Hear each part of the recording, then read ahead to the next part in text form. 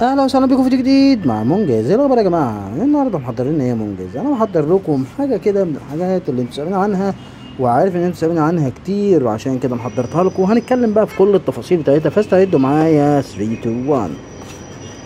اوه واو، جمال وشياكه واناقه واشكال مختلفه وحاجه كده في منتهى الفخامه والعظمه. تعالوا نجرب كده مع بعض صوت الرنه الجميل والولاعه شغاله وبكفاءه تامه باللون الذهبي باللون الاسود في فضي، جميله جدا وممتازه ممتازه ممتازه.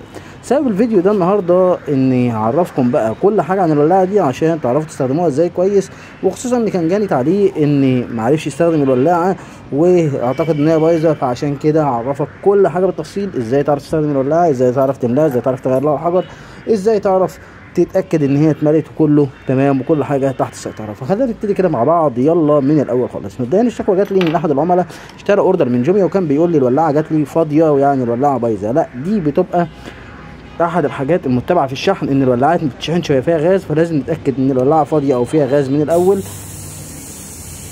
تمام، ده بيكون احد الحاجات المتبعه في الشحن عشان الولاعات دي احيانا بتسافر وبيبقى عليها ضغط كتير جدا او بتكون الجو سخن جدا، فبالتالي لازم تبقى فاضيه عشان ما تفرقعش، وخصوصا ان دي نار وده غاز فممكن تحصل مشكله وحرائق كبيره بسببها. فهنملى الولاعه بصمام الانبوبه العادي جدا، ويفضل يكون الصمام البلاستيك عشان ما تطرطش منك غاز. هتقول لي ماله الصمام المعدن؟ هقول لك هتطرطش منك غاز، لازم ساعتها تركب صمام من صمامات الغطا اللي بتكون موجوده في غطا الانبوبه اللي هو الصمام البلاستيك عشان ما تطرطش منك غاز. احنا كده اللي احنا بنعمله ان احنا بنملى الولاعه ونرجع نفضي منها هواء مره واثنين وثلاثه، كده هتكون الولاعه اتملت معانا. طيب انا عرفت كده طريقه الملو يا منجز، عايز اعرف منين اعلي النار او اوطيها. تعلي النار من المكان ده كده اللي هو عند الموجب والسالب، ناحيه الموجب بيزود الشعله وناحيه السالب بيقلل الشعله. فتعالوا نجرب كده مع بعض الولاعه بعد الملو. ركز بقى عشان الغاز وانت بتملى كتير بيحصل الموضوع ده، هو ان الانبوبه بتطلع غاز لبره كده، فبالتالي هيحصل فيها ايه؟ اول ما اجي اولع تلاقي الغاز مسك فيها كده. الولاعه برده مش بايظه، هي كده انت الغاز طرطش منك على الولاعه. لازم تكون متحكم في الغاز كويس عشان ما يبقاش في مشكله في الولاعه. لازم تتاكد ان الصمام راكب كويس، بيدوس في المكان، بيملى كويس، ما بيطرطش منك عشان خاطر ما يبوظ الولاعه تفتكر ان الولاعه بايظه. زي ما احنا شايفين كده، لو طرطشت منك غاز هتلاقيها ان هي بتولع لورا كده وبتاع والكلام ده. خلاص كده متفقين؟ طيب دلوقتي الغاز بتاعها واطي او النار بتاعتها واطي، عايز اعلي النار، اعلي النار بالشكل ده كده. عايز اعلي النار مره تانية، اعلي النار بالشكل ده كده. خد بالك بقى في نقطه مهمه جدا، ان بعد الملو على طول النار بتبقى واطيه، ولكن لو سبت الولاعه شويه كده في الشمس او ان هي تدفى شويه هتلاقي الولاعه درجه النار بتاعتها عاليه. فما تستناش اول ما تلاقي النار واطيه تقول اعليها وتقعد تلعب فيها، لا سيبها شويه والنار بتعلى، لان الغاز بيكون ساقع في الايد. دي ملاحظه مهمه جدا. ملاحظه تانية بقى وبتقابلنا كتير، ازاي اعرف اغير الحجر للولاعه، ودي مهمه مهمه مهمه، فركز معايا بقى عشان تعرف ازاي تغير حجر الولاعه دي. مبدئيا كل ولاعه من الولاعات دي هي هتلاقي ليها نظام لتغيير الحجر مختلف عن الولاعه التانية. الولاعه اللي معانا دي نظام التغيير الحجر بتاعها عباره عن سوسته شداد. يعني ايه سوسته شداد؟ يعني بترجع السوسته دي كده لورا زي ما احنا شايفين، هنلاقي فيه قطعه سودة صغيره، هي ده الحجر بتاع الشرار، هو ده الحجر اللي مسؤول عن الشرار. تعالوا كده نشيله مع بعض الاول نعرف ازاي بيتشال. نخبط كده تخبيطه صغيره واحنا بنرجعين السوسته اهو زي ما انت شايف كده. ده الحجر اللي انت شايفه قدام منك ده، هو ده الحجر بتاع الشرار. طب لو الحجر ده خلص ايه اللي هيحصل؟ الولاعه مش هتطلع شرار، الولاعه مش هتطلع شرار، وهتلاقيها بتعمل كده، بص ما بتطلعش شرار. فاذا الولاعه باظت؟ لا الولاعه ما باظتش، الولاعه عايز يتغير لها الحجر. وركز وانت بتركب الحجر، لان ممكن وانت بتركبه ما يتركبش كويس وبالتالي يفضل برضو العيب ده موجود فيها. تعالوا نشوف كده مع بعض هنعمل ايه في تركيب الحجر. هنمسكه باي حاجه رفيعه، ممكن امسكه بايدي اهوت، بس عشان عايز اوضح لكم توضيح كامل من غير ما حد يقول لي ضوافرك طويله، لان انا مش دكتور، انا في الاول والاخر يعني شغلي في النهايه بيتطلب احيانا ان تكون ضوافري طويله. هركب الحجر كده. طب انا ركبت الحجر كده كده خلاص اتركب؟ لا كده ما تركبش. طيب كده اعمل ايه؟ ازقه كده؟ لا. طب اعمل ايه؟ ازقه كده؟ لا. اهو كده تركب. كده تركب. طب اتاكد منين بقى ان هو تركب؟ تعالوا نعرف مع بعض مره تانية الخطوات. هخلع الحجر اهو وركز معايا بقى كويس جدا. الحجر ده في جوه هنا كده في الجزء ده كده في مجرى، لازم الحجر يكون جوه المجرى دي بالشكل اللي احنا هنشوفه دلوقتي مع بعض. اركب الحجر اهو كده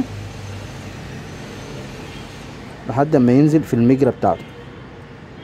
طيب في ناس بتسأل اجيب منين الحجر ده؟ هتلاقيه موجود عند بتاع الولاعات، هتلاقيه موجود في الولاعات الصيني القديمة.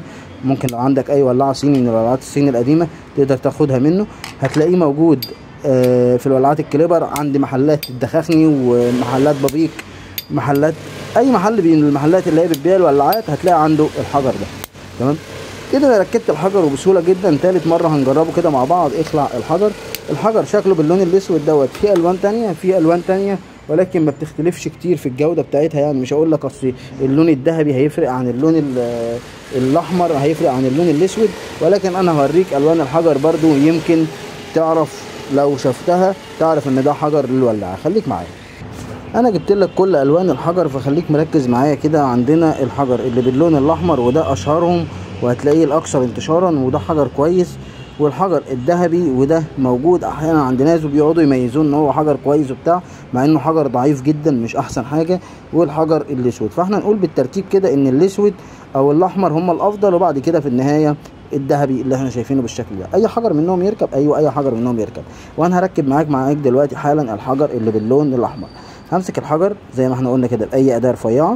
تمام وتاكد اصلا ان الولاعه طول ما هي مفتوحه خد بالك بتطلع غاز.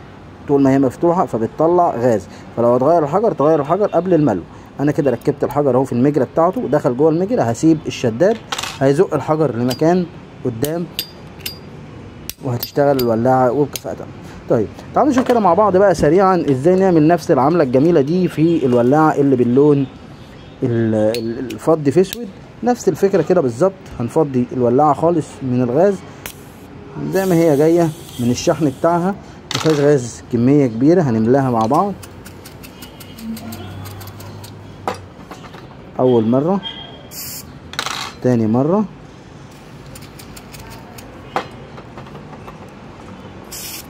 تالت مره، 3 مرات بس كده كفايه وكافرين بان هما ايه يملوها. كده الولاعه ايه زي ما قلت لك بتكون بتطرطش غاز لورا، فما تقلقش خالص من موضوع ان هي ولعت لورا، ده عادي جدا في الولاعات دي. تمام تعالى كده نشوف مع بعض. بتطرطش غاز من الانبوبه، يعني ده بيحصل بعد الملو. لو انت استنيت شويه 5 دقايق ولا الكلام دوت مش هتلاقي الحركه اللي حصلت دي بتحصل معاك خالص.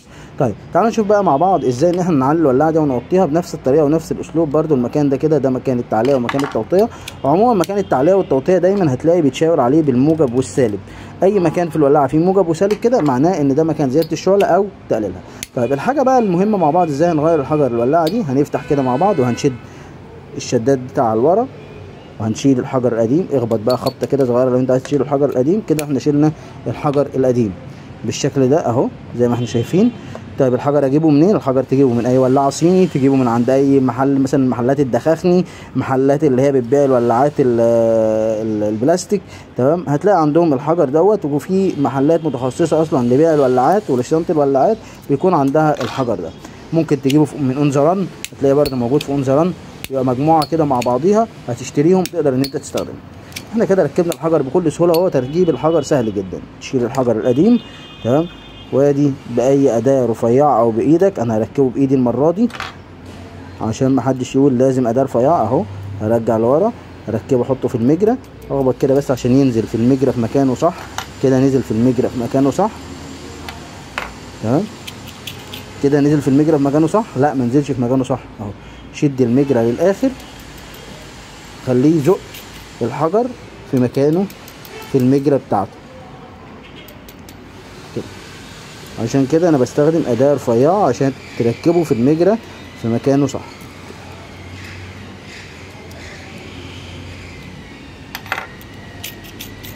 ده بيحصل مع ناس كتير تفكر كده ان الولاعة باظت او الولاعة حصل فيها مشكلة. زي ما قلت لك انت بس مش مركبه في المجرى بتاعته صح.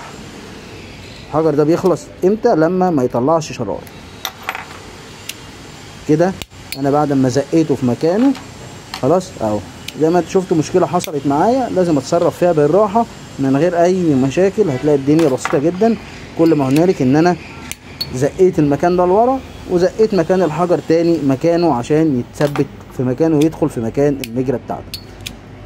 لو عجبك الفيديو طبعا ما تنساش دوس لايك سبسكرايب، عرف طبعا انا واشترك في القناه. ويهمني رايك في الفيديو ده. هو لو عجبك المحتوى دوت قول لي ايه الحاجات اللي احنا عايزين نقدمها في الفتره اللي جايه. اشوفكم في فيديو جديد. سلام.